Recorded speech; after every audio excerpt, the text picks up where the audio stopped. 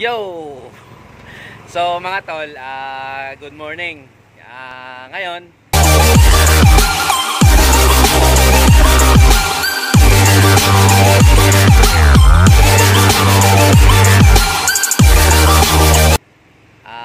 Huwebes Santo, pupunta kami ng Bigan. So from Bigan to Makati, around 7 hours. 7 to 8 hours.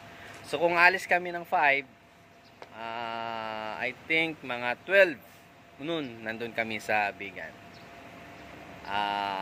Or di kaya mga 1 kung may traffic. So medyo malayo-layo talaga yung ating biyahe ngayon. Around 7 hours. So ayan si Bathala nasa likod ko. Ayan, kondisyon na yan si Bathala.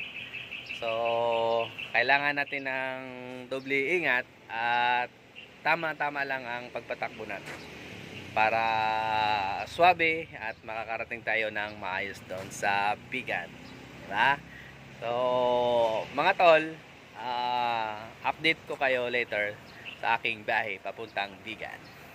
Balintawak hanggang San Simon, traffic pa rin. So umalis kami doon ng Makati ay around 5.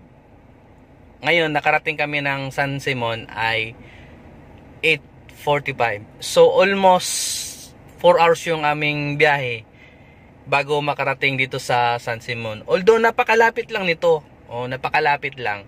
So kung usually kung wala siyang traffic, kaya mo siyang takbuhin ng 40 minutes from Makati. So napaka-traffic talaga, volume ng sasakyan kasi 'di ba Holy Week, kaya nag-uwian yung mga tao galing Maynila, nag-uwi ng probinsya kasi although hindi na masyado mahigpit. So nandito kami, nag-stop over at umihi pa si boss.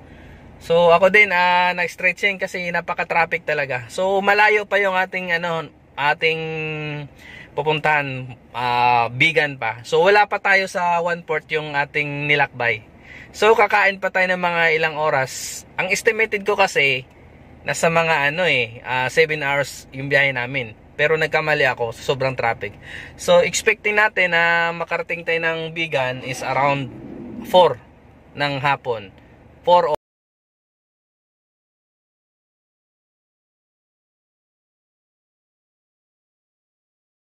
Yun mga tol, ito na. Ilocos Sur. Pabalik kami, papunta na naman ng Bigan. Stop over lang saglit. Grabe, biyahe 12 hours. Ulit. Tatakbo pa ako ng 2 oras bago makarating ng Bigan. Diba? Saya? Ang saya-saya. Shout out.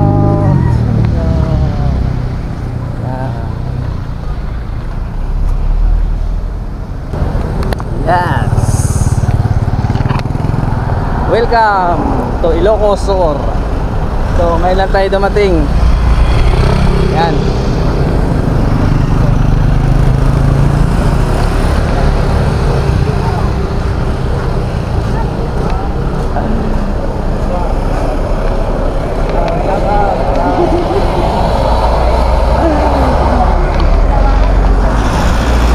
Ilocos Sur. Ngayon lang tayo dumating, alas 5 na. Almost 12 hours na yung biyahe namin mula Makati hanggang Ilocos. Hindi pa kami nakarating ng Bigan. So grabe yung traffic kanina. So ito na.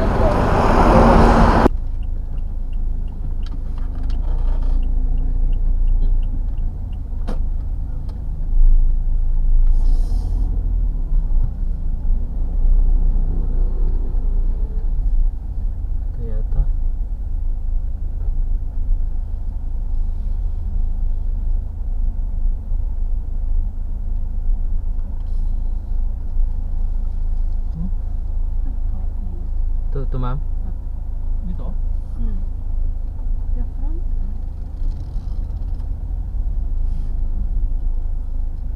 Yes, so mga tol, kararating lang natin dito sa Bigan. So umalis kami ng Makati ay 5:30. So, nakarating tayo ng Bigan ay 7:30 ng gabi. Oh, di ba?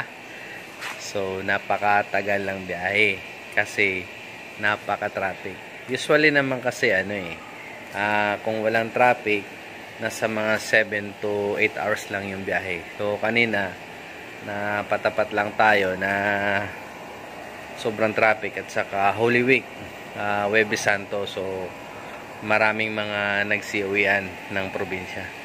So, napaka-traffic experience in my life. So, yan lang muna tol. Mga tol, yan lang muna. Update ko kayo bukas kung ano yung mga lakad namin bukas. Bye-bye. Salamat.